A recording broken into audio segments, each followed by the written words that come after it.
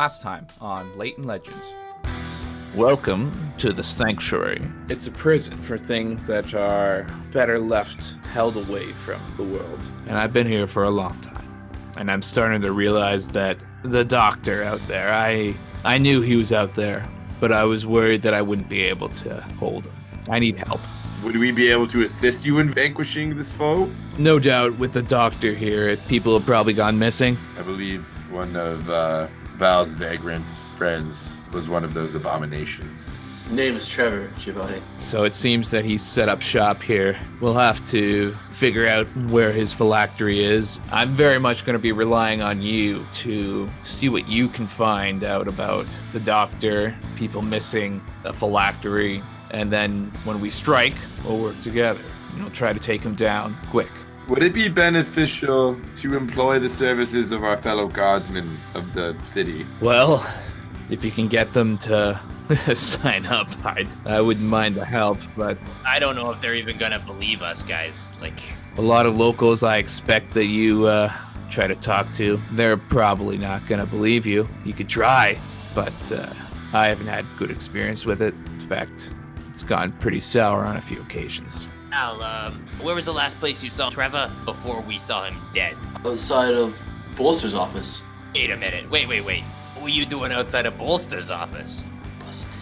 I'm also employed with Bolster. You pick up that Val is telling you the truth, but you feel like he's kind of talking around something he's not mentioning. And he says, all right, I'll hear from you guys, hopefully within a day or two. Suddenly there's a gust of wind, and it's like pushing you out through this door. Martin, we're being blown away by a mystical wind. You look so perturbed.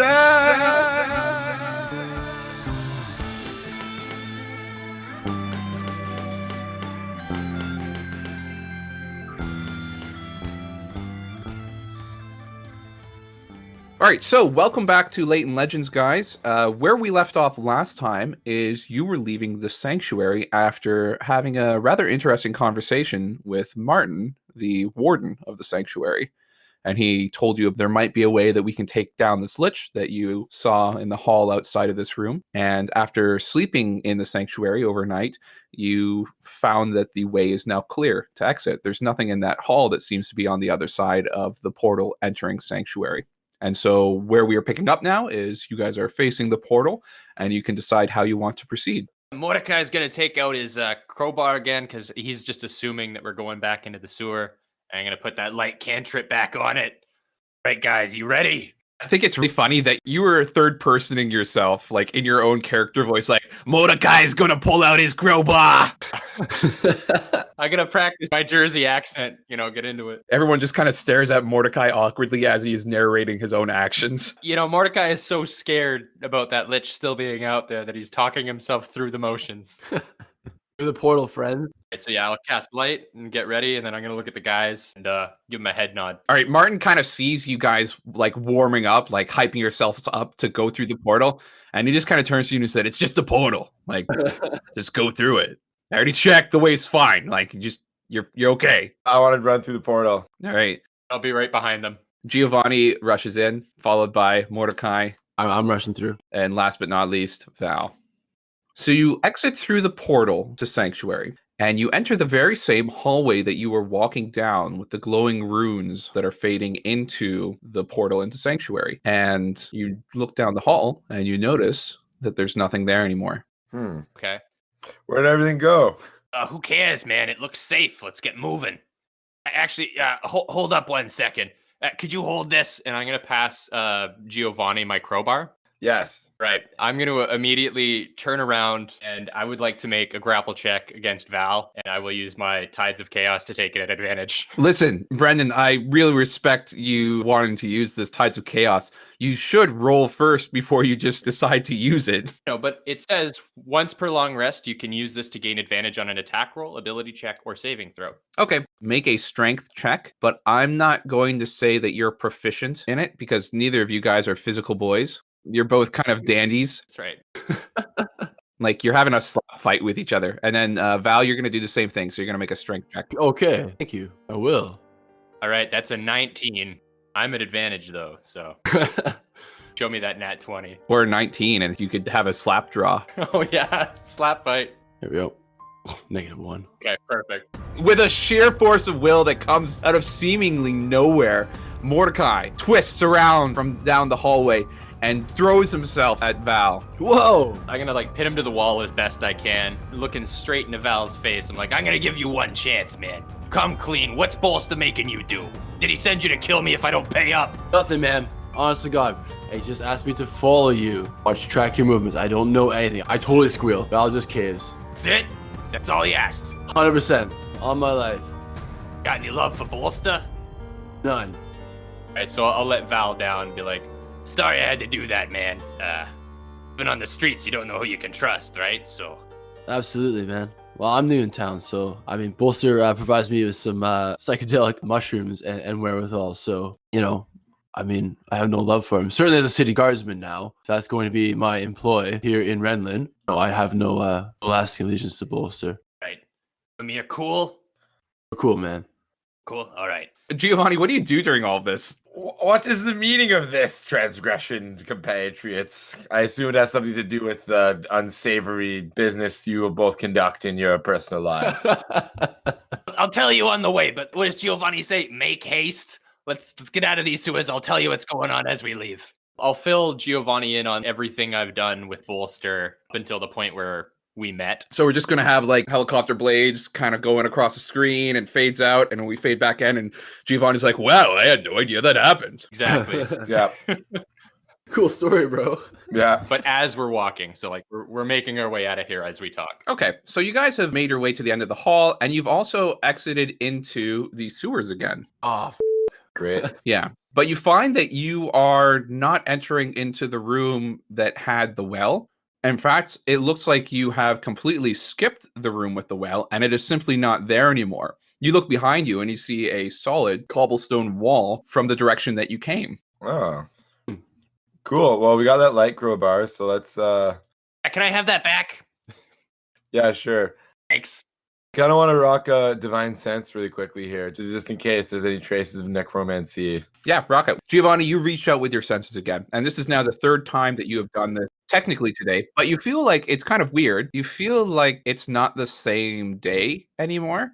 You feel like you have completely recharged all of your things, which is normal after a long rest. But even beyond having had a long rest, you feel like it's not the same day. And that's kind of weird to you. So you reach out with your feelings and you're sensing specifically for necromantic powers, faint little hints of it in the area. And you really don't sense too much around yourself, though on the very fringes of your awareness, you can feel a slight tinge of what you would best describe as evil, though you don't quite know where it's coming from or the degree of strength of it. It feels like a sprinkle, like a little salting of evil on top of your sewer meal. I feel like there is not much evil around here, maybe but a hint, a little garnish on top of the slugs and ratmen we typically encounter. Okay, let's get moving then. Let's not stand around. yeah, the Lich may have reanimated those. Do either of you recognize this room? Negative. You've exited this hallway, you've entered into what appears to be the sewers, and you can tell that certainly from the smell of it. And you're not exiting through the clockwork puzzle that you had originally completed. You're kind of smack dab in the middle of the sewers. So you're in this situation where you're walking into like a 4-way intersection in all the hallways. So decide which way you want to go. All right. Which way do we go? I say up and out, maybe. I'm kind of feeling like to the right. I don't know. It's my gut. All right. Let's just go right then. My gut's telling me right. Let's go this way. Okay, so you guys go right, and you immediately walk past the door that has been smashed in. Ooh. That looks familiar. Wait, is this the room where I found the senior clean? Or is it the one where I accidentally electrocuted you guys? Roll an investigation check. 15? I rolled a 0? No, I rolled a nat 1. How about you, Val? That's 17. So, Giovanni, you enter this room. You've never seen this room in your life. You have no idea what it is. I'm terribly lost. Val, taking a closer look at it, though, you can see kind of cracks in the floor in a circular radius, and you can see a bunch of boxes have been thrown against the walls, and you can conclude that this is the room that you guys walked into where Mordecai cast Thunderwave and had thrown those rat corpses down the end of the hall and killed them, and also damaged Giovanni, which is really funny because Giovanni now has no recollection of that event. It fried that part of his brain. Makes sense. Mordecai, you can pretty much get the same stuff. It was pretty easy for you to recognize your own scent in the area. Okay, so if we're trying to get out of here, guys, then I think we got to keep going right and then up and then left, it's right? making a bit more sense now. So, Val, Gio, one thing you come notice before you leave, though, is that when you guys originally left that room, there were 2 rat corpses in it, and you now no longer see rat corpses.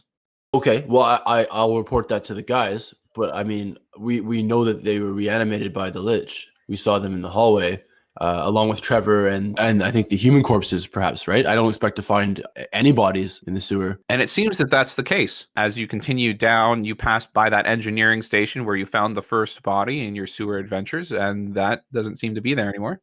Come on, guys, keep pressing it. I think we're almost there. I think we're almost out of the sewer. And slap Joel. As we're walking down, I think Mordecai is going to ask them, do you guys do you count how many bodies were with that doctor thing? How many rat people did we kill? Well, I have a couple trophies, but they don't accurately reflect our kill count.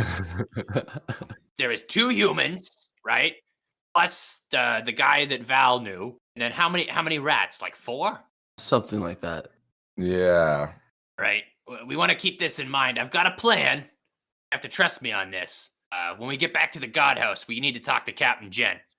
So you guys are continuing to progress down the sewers, and as you do, your own little light bubble around Mordecai's crowbar continues to light the way. But as you continue down what appears to be the entrance hallway, you notice that there are lights at the end of the hallway that are going. And in fact, from the distance that you are at, you can make out that at the end of this hallway, near the entrance to the sewers, seems to be a body. Not a body, but a form. They're very much alive. Lord. you had me worried there for a second. Let's check them out. We call out Joel. Is that you? Is that you guys? Are you okay? What is this, Joel? Oh my god, thank goodness. I mean, oh my object, thank goodness. I thought he worshipped Helmet. It's Pelor. I worship Pelor. I mean, that's awfully kosher of him. I want to respect your feelings, Giovanni, so I didn't want to not pay homage to the object. But I'm just so happy to see you guys. You guys at the end of this hallway, you've run up to Joel now, and he has said hi to you. And you notice that Joel is decked out in guard armor. Like, usually he kind of wears like a tabard and he has like a uniform. But as you approach him, you notice that he's actually wearing like a chest plate and like some bracers on his arm and like a helmet. But all the armor is slightly too big for him. So he kind of looks awkward and jumbled in it. I was just coming after you guys. You guys have been gone for 2 days. And you came down all by yourself? Well, yeah, I wasn't going to leave you guys down here.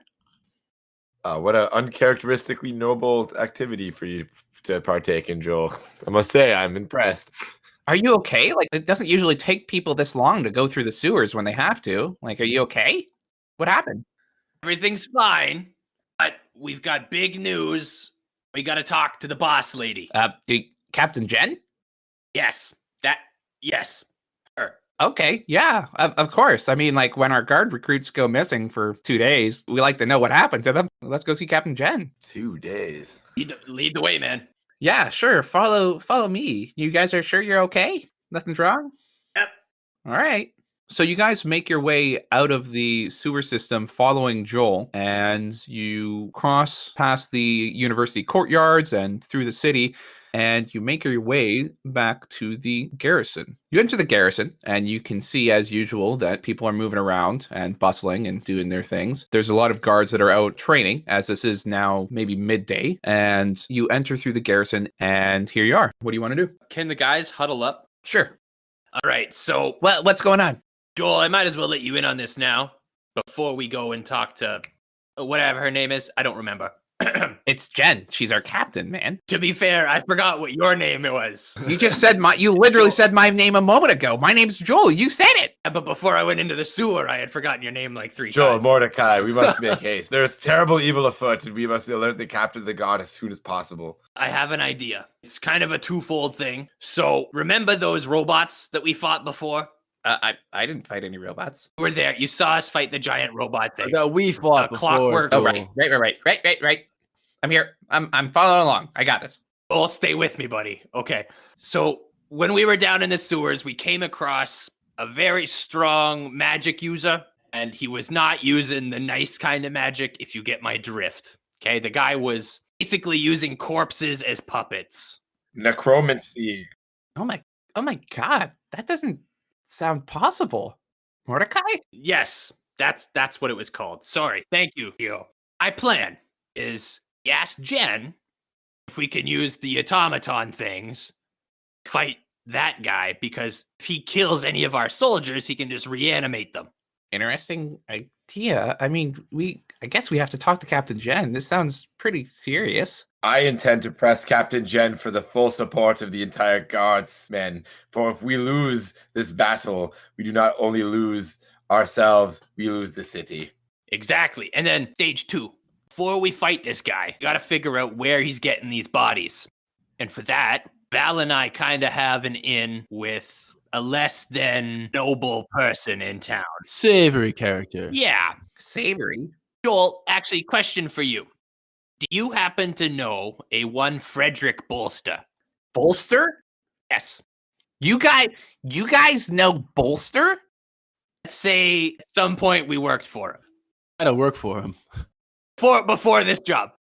So Joel kind of lowers his voice and he kind of looks around carefully to make sure that nobody's listening. And you can see that what guards seem to be in the garrison are kind of away from you. Again, you're outside in the courtyard, so most people are passing through or they're practicing. And so he kind of huddles up to you. You guys used to work for Bolster. No, not you guys. I had nothing to do with it, Joel. I swear. Gio's not part of it. We met Gio after. Okay, so Val, Mordecai, you two used to work for Bolster, one of the biggest crime lords in the city. Yes. And now you're on the city guard? Yeah, so Joel, give me a second, man. You see how this might look bad? Especially to me? Well, yeah, but here's the deal, okay? I owe him massive debt, okay? That's the only reason I worked for him. He gave me a place to live when I was homeless. And so now Joel's kind of freaking out a bit. He's removed his oversized helmet and he's running his hands through his hair. And he's like, Jesus Christ, you owed a debt to the biggest crime lord in the city and you're on the garrison guard staff? And it's going to work out perfect. Joel, I am just as upset as you are. And these two despicable characters would lead such troubled lives. Yo, we have a chance to take him down. Possibly before we talk to Captain Jen and burden her with this trouble, maybe we go see Bolster first. See, that's an idea, but I thought about it. What would Captain Jen want more? Know that we had worked for him, or to use the fact that we work for him to get on the inside and take him down?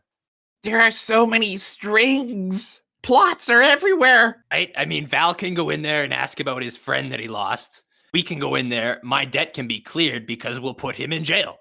Or cleanse him from this mortal realm. You could get that too. I mean, is he wanted dead or alive? Alive? Like, listen, this is above my pay grade. I'm just a coordinator for you guys. Literally, you guys are my job. And let me tell you, it's becoming a full-time gig. I'm going to grab Joel by the face, just kind of like caress his cheek a little bit and just be like, You gotta listen to me, buddy. Stay with us here. We're part of the group now, and we're not lying to you no more. Trust me. Are your hands covered in poo? No? You smell like poo. Okay, maybe a little. Just came out of the sewers. You caressed my face with poo hands. And you work for Bolster. Listen, guys, this is above my pay grade. Yeah, we have to go see Captain Jen. And we have to see her now.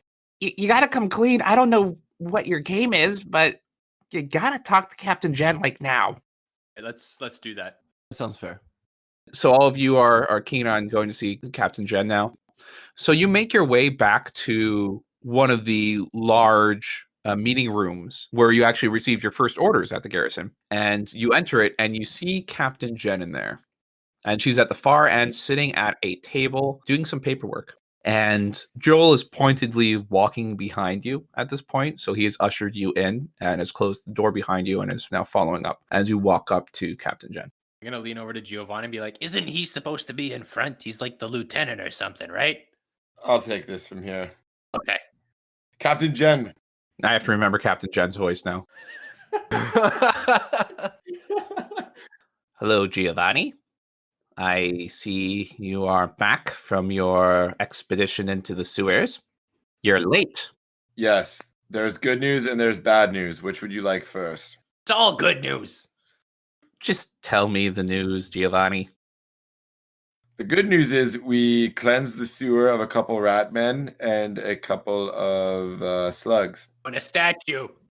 That is good. I mean, we weren't expecting there to actually be that many things in there, but I suppose it's good you cleared them out. Are you okay? Was it difficult for you? The bad news is there's a powerful necromancer who has returned to this realm to wreak unknown havoc. This land is not seen but for millennia. Also, these two vagabonds work with one of the biggest crime bosses in the city, and Joel is kind of a coward. So Captain Jen is sitting at the table in front of her, and she doesn't seem too fazed by what you told her. It might be that Jen perhaps is used to getting a lot of bad news, often all at once. And she looks past you over at Joel, and she asks him, "Is this true, Lieutenant Joel?" And Joel says, "Well, that's what they're telling me." And so then she looks back to you, Giovanni, and she says, "Do you have any proof?" I mean, my word is as good as proof as anyone should take. I am a knight of the sacred object. I would never tell a lie. Giovanni, show them your trophies. There's some rat tails. I see the rat tails. That's good. And that's Proof of the good news. that's proof of the good news. Proof of the bad news would be the corpses that are no longer in the sewer. They've simply vanished. I'm going to level with you, Giovanni. That would also indicate that perhaps you didn't get these rat tails from the sewer. Circumstantial evidence at best, I know, but I'm going to try and get between them. Gio, you're doing a great job. I'm just going to take over. I'm going to pull out the Stone of Far Speech. If you don't believe us, you can talk to the guy we met down there. She's just looking at you and the stone that you're holding. oh, the phones! I forgot about the magical phone rocks. Oh, how delightful. Here's the deal, right? We killed a bunch of rat men. We killed a bunch of slugs. You got the proof of that. Problem was, when we were trying to leave, there was some sort of a magic user down there, raised a bunch of the dead, one of which was a compatriot of Val. I don't know if you know this or not, but there's a lot of homeless people going missing. That's where they're ending up. And this guy will confirm that. I am aware of our homeless situation here in Renlin. There are many explanations for what you are suggesting. Let me see the stone. I pass it over to her. So Jen holds the stone, and she's just kind of holding it at first. I don't know if she's seen one of these before. So she's just kind of looking at it, and then in a almost comical way, she brings it up to her face, and she speaks to the stone, and she says, "Hello, who is there? This is Captain Jen of the Renlin Garrison. Is anyone on the other end of this stone?" And the stone is silent. So she just kind of looks at the stone, and she looks back at you, and she turns to you, Mordecai, and she says, "Very funny, Constable Mordecai." You know what? Just not doing it right. I'm going to take the stone back, and I'm going to try. Okay. Morty, it's one of the guys that you just talked to like a day ago. Not even. Please answer the rock. So Jen kind of raises her eyebrows because your name is also Mordecai, and people frequently refer to you as Morty. And so then she looks over at Joel, and she says, "Joel, perhaps you should get the physician." No, it's two different spellings. Mine's with a D, his is with a T. Mordecai, it's no use. Morty told us it would be hard to convince these people of the evil that we now face. Alas, It's true. if the city guard will not ally us in this noble quest to defeat this great evil, we will look elsewhere for allies. We should at least give them a warning. Which brings me to my second point, your additional allies. Val, Mordecai, is what Giovanni tells me about your association with a Renlin crime lord true? Only partially, because I don't think he gave you the whole scope. See, before I got a job with you guys, I was homeless. And by the way, thank you for the job. It's great. The beds are nice. For you guys, he would put me up, and I kind of don't work for him, just owe him money. I see. And you, Val, what is your association with? Who was it again? Bolster. I know him as Bolster. Her face kind of pales when you say that name. You have an association with Frederick Bolster. What is the nature of it? Tell me. Unfortunately, I'm new to town, and thank you for the job. Also, I'm really trying to go straight, as it were. I require psychedelic substances in order to enhance my arcana, get in touch with nature and things. Bolster provides me with these. Sad to say, I'm a little dependent. Long time practicing nature magic in the woods, and I do odd jobs for him. As a matter of fact, I'm actually in the employ of following Mordecai when we join on with your guard. Let me just piece this story together. Mordecai, you were a homeless sorcerer who owed money to Bolster. Yes. Val, you, on the payroll of Bolster, followed Mordecai to ensure that he would what? Pay him back? Yes, absolutely, yeah. And not fleeing town, not running from his debt, working towards it. So, why are you, Val, here at the garrison? Now, Mordecai can understand we are hiring. But you, Val, why are you here? Did you infiltrate the garrison to stay close to Mordecai? Initially, absolutely. But I think I really respect steady, honest work. I think I'm trying to go straight, and I've lost a friend even. I know my word doesn't count for much, but I'll vouch for the guy. He came clean to me about what he was doing. And I'm not trying to persuade you, Wink. I'm definitely trying to persuade her. We have an opportunity to take down one of the baddest crime bosses in town. You got 2 people on the inside here, boss. Mordecai, roll a persuasion check. Yes. And Val, I also want you to roll a persuasion check. Yeah, 15. that is a 11. So combined, that's 26. That's unfortunately not how dice rolls work. Captain Jen continues. Let me just get the rest of this picture straight before you try to convince me of anything. So the 2 of you joined the guard. Then you met Giovanni here, who I imagine is mostly innocent of your associations. Your first assignment was to go into a sewer in order to investigate subterranean activity in that region. And then you come back 2 days later telling me stories of an undead necromancer and a talking stone.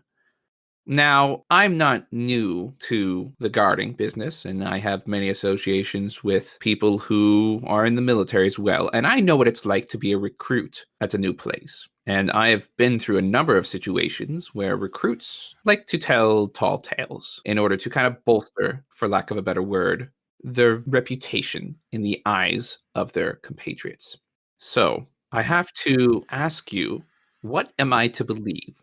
That some kind of undead sorcerer is bringing people to life, or that a couple of vagrants off the city, one with a drug addiction to psychedelic mushrooms, are trying to tell me a tall tale in an effort to convince me of something.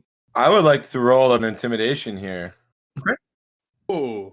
Yeah, good call, Giovanni. I rolled a 9. Now, please, I implore you, Captain Jen, this is no laughing matter. You could loop these 2 criminals and vagrants along with whatever false tales and webs you think they're spinning, but I'm an honest-to-goodness paladin, and I have no reason or intent to lie to you. Why would I spin these tall tales? I have no need for money or any things that these criminals would need. Like, this is serious, and we need to deal with this, or we're all going to be very sorry about it later. Captain Jen listens to your heartfelt rant, and then she looks over at Joel and waves him over to her. Joel comes up and leans down, and she has a few words with him. Joel's face kind of goes pale and then stands back up, and he makes his way out of the room. He actually walks past you guys, and as he does, he stops for a second and he says, "It's gonna be okay, guys. Don't worry, we'll sort this out." And he leaves the room, and the 3 of you are now left alone with Captain Jen. And she turns to you and says, "These are certainly very large claims that you're making. And unfortunately, without unsubstantiated proof, there is little incentive for me to believe you. I will admit that Giovanni, as a paladin of the Order of the Sacred Object, has instilled some element of caution in any kind of judgment I will make.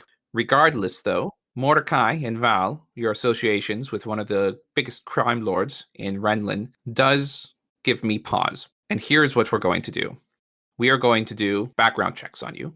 and you will not be able to leave the garrison grounds for the next 2 days. You will have to stay here. We will follow up with your claims. We will send guards down to the sewers. If they die, this guy's gonna raise them back up and they're gonna be used against you. Don't do that, Jen. I would highly recommend. I implore you, please. I don't mean to offend. Use your head here. You've got robots. So you say use your head, and Captain Jen kind of turns to you, and you can tell that maybe you've made her a little upset. And she says, "Listen to me here, recruit. This is my garrison, and I will decide how it is used and how it acts in the public. I understand that if there is some kind of undead spellcaster out there, that sending guards to fight them would be unwise. That being said, if there is an undead spellcaster in this city, sending guards is all that we can do. What happened to the robots? Those are like constable training bots. And they can't be raised from the dead. They can survey and give you the information you need. Listen, Mordecai, I think I understand how these automatons work. And let me tell you, they are not scouts. They are not some kind of radar-generating machine. They don't go out and observe things and report back information. If that was the case, we wouldn't even have a garrison. Everything would be automatons. Okay, how about this? I will stay here for the next 2 days because you order it. That's fine. If I help you, Archivist, make them that good. Then you send them. She kind of narrows her eyes at that. Roll persuasion check. Don't be Come on. 6! Ah! This would have been a Tides of Chaos right there, but I used it earlier. Yeah. Idiot. He rolled a 3 against you. Why did you use your whatever. That's role playing, baby. Yeah, that's great. So Captain Jen kind of narrows her eyes at you. Do you have any experience as an artificer? No, but I'm a great spellcaster, and I got a lot of tools and materials that he's gonna need to soup them up. I will allow you to spend time with Nathan, the artificer, and I will write a note to him to begin exploring the idea of increasing the sentience, perhaps, of some of our automatons. But as you no doubt, and she looks at each of you as she says this, as you no doubt feel from your experience, you may not wish over sentient automatons, especially some of our larger styles. In the meantime, Val, Mordecai, you are to remain at the garrison compound for the next 2 days. Val, you are to hand over any illicit drugs that you have for confiscation. Ooh, really? Yes. All right. Giovanni, you are free to leave the compound. However, I ask that you stay inside the city. You are not to leave. Understood, Captain. May I suggest, though, that you send myself as an emissary of the guard to meet with this bolster character? I'm very curious to make contacts with this criminal element to see what his intentions truly are for the city and kind of gauge his forces to instigate some sort of takedown of their operation. Perhaps we can discuss that in a moment, Giovanni. Mordecai, Val, do you have any questions? How many days do I have left on my debt? It's been at least 5 days. And it was a week, right? A week to repay the He debt? gave me exactly 1 week. I believe it was a half fortnight left for the debt. Yes. So you have 2 days now to pay off Bolster. And I hate to cut you off. I owe this guy imminently. If I don't see him and he sees me out on the street, I am a dead man. If I have the opportunity, take him down. We can have Giovanni and a couple people in the wings. Trust me, I can bring you Bolster. Let me show my fealty to the guard by bringing you this man. Absolutely, yeah. And so Jen kind of turns to you, Mordecai, after hearing you talk about Bolster, and she says, I will take your ideas into consideration, recruit. At this point, though, your standing in the guard isn't high enough for us to trust you. You want to earn our trust? Sit tight for 2 days. Then we will evaluate your relation with Bolster a bit better. I will say, however, that do not think that it is so easy to take down Bolster. He didn't get to his position by being reckless. Fair enough. Right, well, my blood's on your hands, lady. You're not leaving the garrison for the next 2 days. Val, Mordecai, you are dismissed. I'm going to walk away, but I'm going to mumble, be like, well, 2 people that work for Bolster got in here before. Fair enough. She ignores you. She doesn't care. Giovanni, you had something to say? Yes, Captain. I regret to be a part of a squad of such deceivers and lowlifes. I just wanted to affirm my allegiance to the guard ship and yourself as my captain. Brown noser. Thank you, Giovanni, for your loyalty, I suppose. You mentioned that you wanted to visit Bolster. Yes, I think it would be a good idea just to pay off Mordecai's debt. I could go as an emissary of the guard and possibly set up a line of communication, because I assume there isn't one right now. And then we could start the beginnings of some sort of big elaborate trap or takedown. You want to pay off your friend's debt. That is admirable. I cannot sanction this under the guard. There is no way that I could possibly send an emissary, quote unquote, from the city guard to a local crime lord. That being said, I will not prevent you if you decide that you want to visit him yourself in order to pay off your friend's debt. As a peacekeeper. It will be off the books, Giovanni. Understood.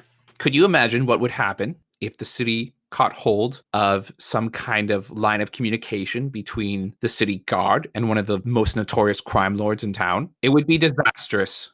I just hate to imagine that this crime lord holds so much sway over the city. Me too, Giovanni. Me too. Hopefully, there may come a time when he is not a threat. But for now, he is a thorn in our side that we have to forget about and work around. Would you have me do anything specific for you within the next 2 days? Well, you have your typical guard duties. Keep up your training. Your free time is your own. Excellent. You are dismissed, Constable Giovanni. Good day, Commander.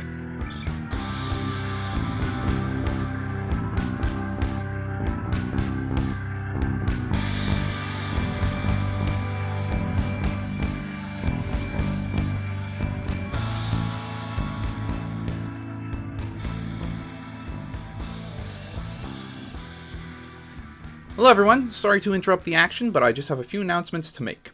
Again, thanks to everyone who's been listening to the last few podcast episodes. It's super exciting to see these episodes coming out and people listening to them, and people seem to like them a lot. If you're interested in becoming a character in Leighton Legends, please like and share this podcast on Facebook, Twitter, or Instagram with the hashtag LateandLegends, lowercase, all one word. You can tell we haven't had a lot of new characters in the last episode, but I do have a lot of characters coming up, so lots of names will be needed.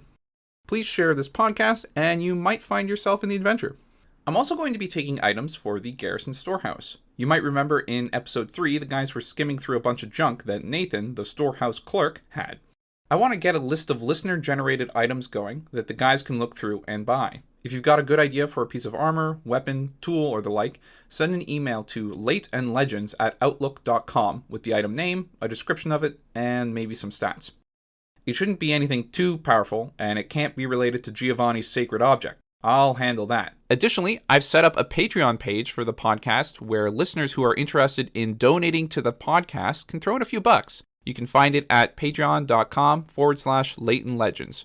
There's no pressure to do so, but there are a few perks that you can get by donating, besides just a general feeling of warmth and satisfaction knowing that you helped a bunch of poor podcast fantasy actors, writers, people. Yeah. So that's it for announcements. Let's get back into the action.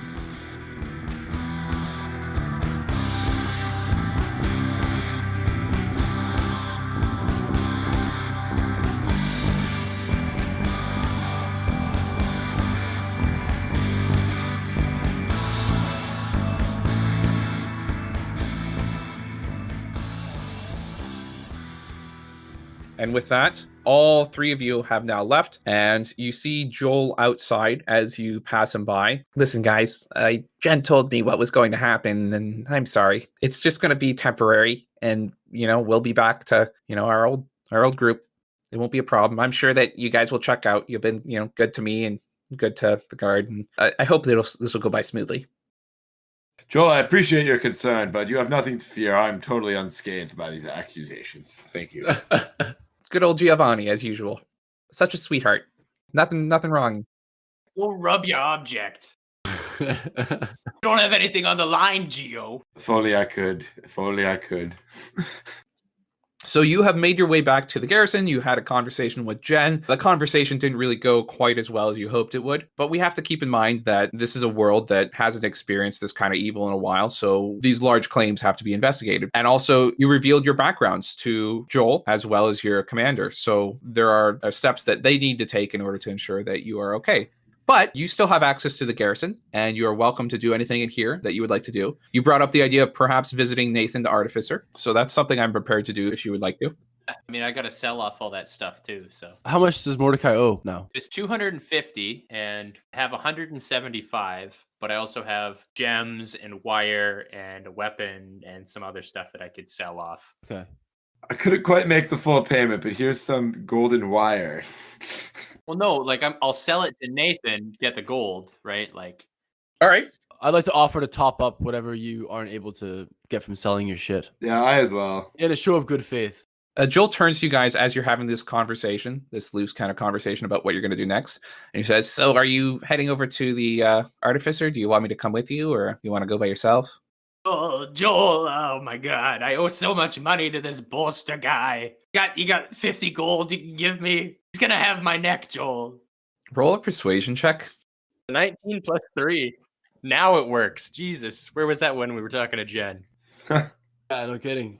So Joel turns to you and says, You're really that hard? You're really that hard on cash, Mordecai? I lived on the street, Joel. He's going to kill me. It's okay. Don't worry, Mordecai. I'll help you. And Joel pulls out his purse, and it's a very threadbare looking purse. It's very sad looking. A spider crawls out of it. It's so empty. And he pours it out onto his hand. The spider comes out, and there's like a couple silver coins, and there's a few gold coins in there. And he says, okay, I have like 20 gold for you. Oh God, you're such an angel. Mm. Oh, There you go, Mordecai. I hope things, pick up, and you can pay me back whenever you can. It's all right. oh, of course, man. I owe you. Okay, thank you so much. Giovanni would like to motion to Joel. Joel motions back. Here, good sir. Here's 5 gold pieces for a drink later. That was very nice. You did not have to do that. This is kind of weird. Thank you for 5 gold pieces. I just gave him. All right, I guess we're just passing around gold. I mean, we still have to get paid too, right? Yeah. We did clear out the sewers. Yeah, that's right. Yes. Let's collect our. Did we though? I mean, We've got the rat tails. it's not payday yet. Oh yeah. Oh, that's right. Yeah. All right, yeah. Let's just go bug. Well, Nathan. conveniently, I mean, you guys are stuck here for 2 days, but in 2 days is payday, so you should be okay. Oh, talk about Nice. crunch time. You can get a loan, go to the armory or something. I would like to suggest that we pay off Mordecai's debt ahead of time, so as not to deal with any sort of crime boss last minute kind of shenanigans. I feel like there's the whole trope of waiting to the last minute to pay the debt, and then when you go to pay it, they're like, "Oh, but the debt's more now because you waited to the last minute." So if they let us out, we get in there. I got some words for that guy. Those words are strung into a spell, and that spell will put him to sleep. And then you can tie him up. We'll drag him back there. They'll hang him. Well, I could go talk to him.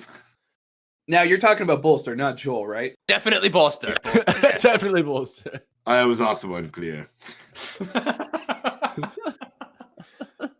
Anyways, let's go talk to the artificer. I mean, I got to work for this guy for the next 2 days, right? So All right, so you make your way over to the garrison storehouse. Are you taking Joel with you, or is it just the 3 of you?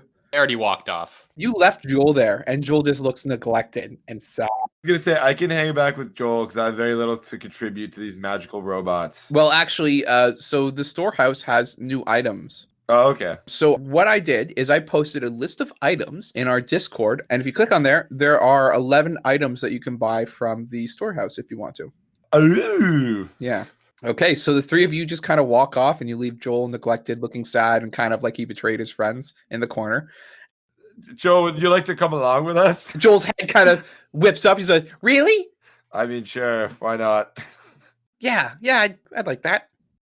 And so you make your way over to the garrison storehouse, and you enter through the front door, and inside is Nathan the Artificer, who you saw last week. And he's tinkering away at something on a workbench and reading his giant book that has lists of everything in the facility in each of its distinct spots. And you can also see that there is a list of items that might be of interest to guards that are not just junk. I'm going to empty out my pockets on the table. So here's 5 quartz. I got a ruby. There's a rusty sword. Got a bundle of gold wire. And I mean, this isn't any use to me right now, so I'll put my forgery kit up there too. It's a fantastic calligraphy kit I got from when I had a different job. Let's just put it that way. Roll a deception check. Okay. 18. So I've got 5 quartz gems. Got 1. Oh, this is just a fantastic ruby. Look at it. It shimmers. We got a rusty sword. I found this in the sewer. I don't know. You could use it for scrap metal. We got a bundle of gold wire and 1 really fancy forgery kit. I mean, look at the pen in there. And oh, the paper's fantastic. Oh. You say this to him, and he pulls a bucket from under his desk, and he brings it up to the top of the desk where the forgery kit is, like kind of on the corner of it, and he just puts his hand in front of the forgery kit and just slides it into the bucket and then puts it on the ground. You rolled a deception check, and then you explicitly called it a forgery kit. Oh, no. Damn it. It's the same thing. It's for writing. And then he looks back up at you. He looks down at the little bundle of trophies that you put there, and without hesitation, he says, 50 gold. 75. 55. 60. 50 gold. 55. Done. All right, cool. Totally won that one, guys. Did you see that? Impressive. They saw it. It was very impressive. All right, so you now have 55 more gold, and you have relieved yourself of all of your junk. I am exactly at 250 gold. I was curious as to if the blacksmith was in or not today. Yeah, he's in. He's in the other building, though. Okay, whatever you guys are done here, I'd like to check that out. Did you guys go through the list of items? I did. I did, but I can't spend anything. That's all my debt money. So Yeah, I know. The pauldrons seemed interesting, but I don't use 2-handed weapons, so I would allow you to use that with a shield and a sword if you want to. yeah. Yeah. All right. you're not gonna Dark Souls rule it and double hand your longsword? Don't you get extra damage that way? No, because if I unequip my shield, my armor class goes down to 18 instead of 19. Still not gonna get hit.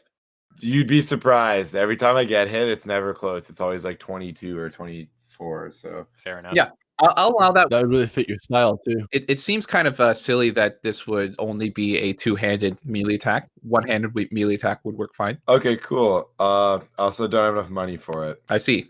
Unless I could exchange these rat tails for some sort of gold. I don't know. Play that scene out. Pardon me, shopkeep. I have 2 rat's tail trophies acquired from the sewers. I was wondering if you had some sort of apothecary department that could make use of these.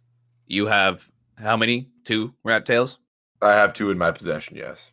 Okay. He pulls out a scale from underneath the desk and he puts it on top of the table and like kind of clears off a spot, pushing things just like off of the desk completely. And he says, all right, hand them over. I hand them over. Okay, so he takes the 2 rat tails from you, puts them on one side of the scale, and then starts adding weights to the other side of it. And then the scale levels, and he turns back to you and says, I'll give you 5 gold. 10?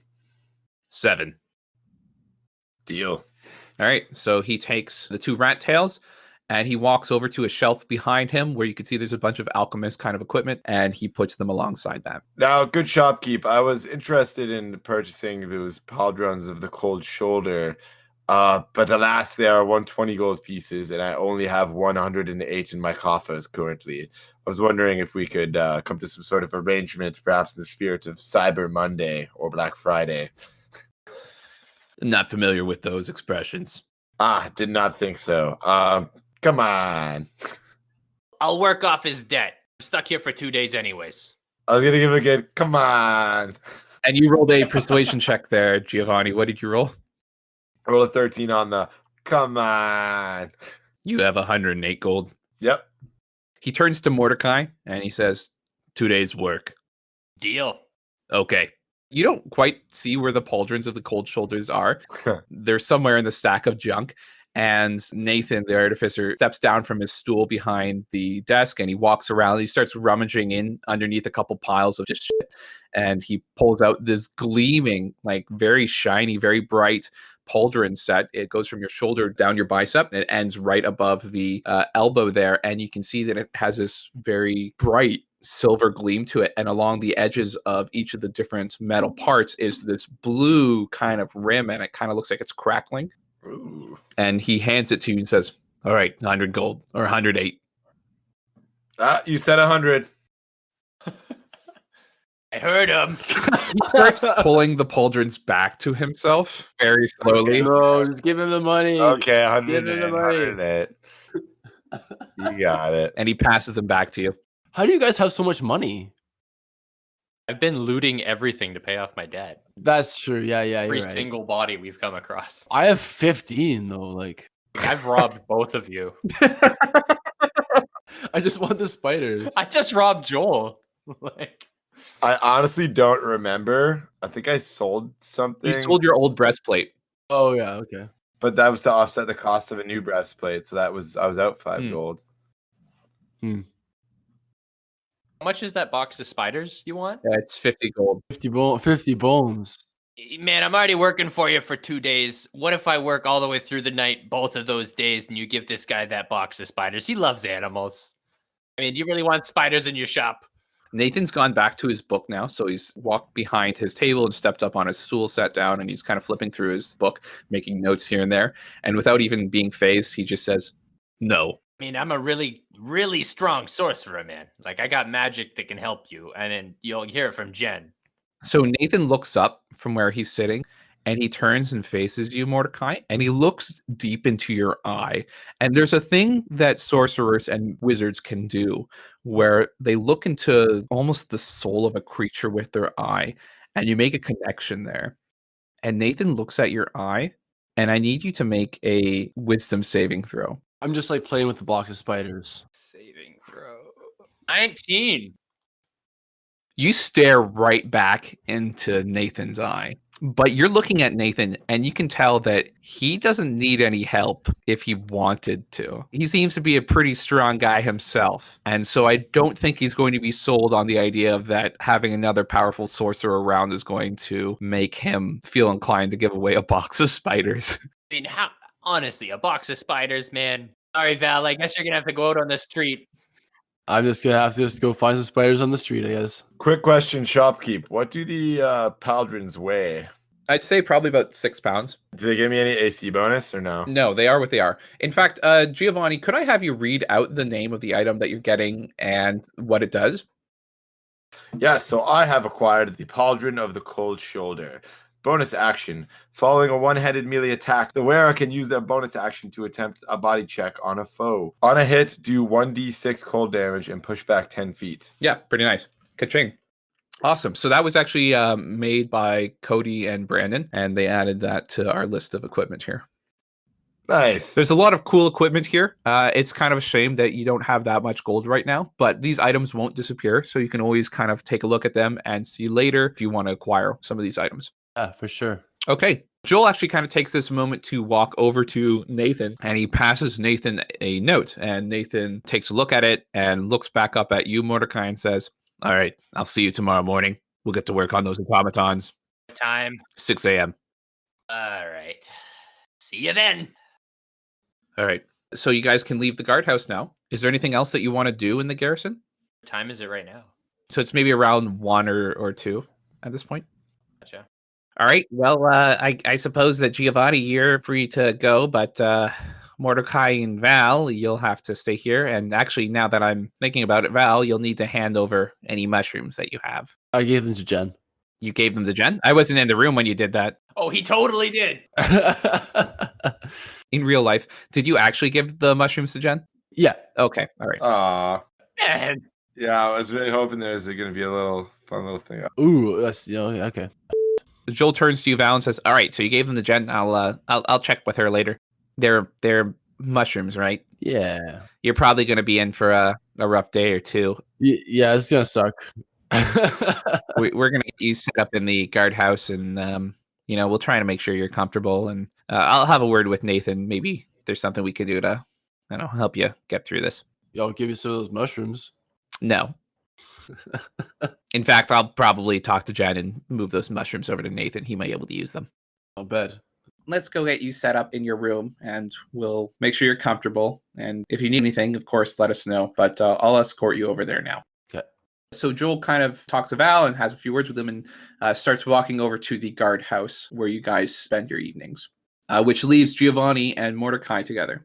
Right. So it's like the sun's setting kind of deal.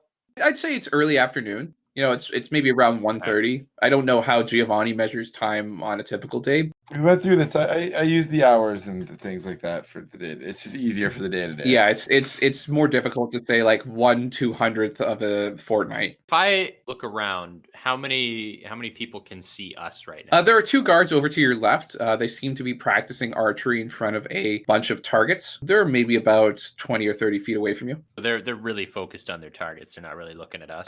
Yeah. Well, they're chatting amongst each other and commenting on each other's hits. Yo, I'm using this. I'm just playing around with my sling, just taking pot shots and stuff, and killing it. If you look at the numbers, but Giovanni, man, focus up here. Okay. I'm sorry. It's never had a ranged weapon before. It's quite exciting for me. Yes, I get that. Question: do you even know where Bolster is? No, I was going to ask for those details before I went on my little merry way here. Here's my idea. Okay, I can give you the gold. I can tell you where he is. You can get your ass kicked. Or I doubt that will happen. he's got a lot of people in his employ. I don't plan on going alone. What if I disguise myself as a paladin? Right? And I come with you for tonight. I just gotta make it back by 6 a.m. Okay, I mean, it is for the greater good, so I don't have any moral claims with it. It's just from a logistical perspective. What do we stand to gain from you disguising yourself and coming along? Thing to gain number 1. The feeling of taking down the evil of the city, bringing in a Frederick Bolster to the god. 2, possible promotion for bringing in Frederick Bolster. 3, I will split my debt with you, and you'll get half of the 250 gold plus whatever we find there. Gold is meaningless to me. I'm a man of the object. You can donate it to the object. I love the tenacity and willingness to take down Bolster on this evening. I just, based on what Jen said, I feel like he's very well protected and defended, and I fail to see how we 2 alone could possibly strike down and take him. Is there any way we can get in touch with your sister tonight? I was hoping to, but I feel like she will also like to plan these things out. We're meticulous planners, us paladins. Right. Well, keep it in the back of your head. Right. Maybe I'll go bug Nathan and see if I can get to work early or something. I'm sure I'll have lots for you to do. If you guys decide that that's an okay plan, it would be good to have me, the spellcaster, and your main guide to where Bolster lives there. No, I agree with you 100%. I just think it'd be better to seek out more allies. I feel like the 2 of us are not capable of taking down a crime syndicate alone, even with the element of surprise. See, the thing I'm worried about is he has to know something. Val's best friend used to hang out with Bolster. Val told me he lives in like the back alley or something. Maybe he has an idea of what's going on with that head doctor guy. I will make these inquiries when we see him. I think it would be more useful to have a conversation with him than to bash him over the head and roll him up in a carpet and turn him into the guard. Would be more fun though. It would. And more righteous as well. Rio, the object demands justice. I know, but greater good justice is what I'm aiming for now. All right. You talk with your sister. You know where to find me, because I'm stuck here. I'm not the one who made you pick a life of indecency. Okay, you also didn't have to live on the street, so you know what? Get your nose out of her butt. I did grow up lavishly well. I had so many nice things. Not the only one with nobility in their background, Gio. This could be you. I doubt it. I did too.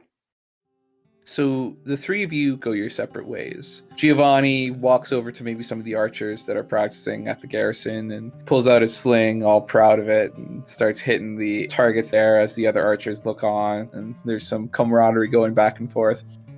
We see Mordecai walking into the garrison storehouse and having a word with Nathan as Nathan nods, and Mordecai heads over to one of the desks and starts picking up some artificing implements. So we see this little scene play out in the guild garrison, and then we zoom out and we flash into Joel and Val as they start to enter the dormitory, and they pass by a number of different doors that go to different rooms, and then he stops by the last one, and Joel opens the door and turns back to Val, and he says, "Okay, so it's probably going to be a rough night for you, and maybe a rough tomorrow and day after. If you need anything, I'll be nearby.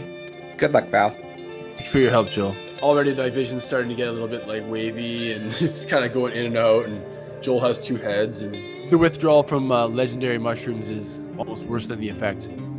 So Val enters the room. It's dark inside, and he turns around, and the last thing he sees is Joel's face as the door closes, and he finds himself in nearly utter darkness, except for a faint light that comes from a window at the top of the room.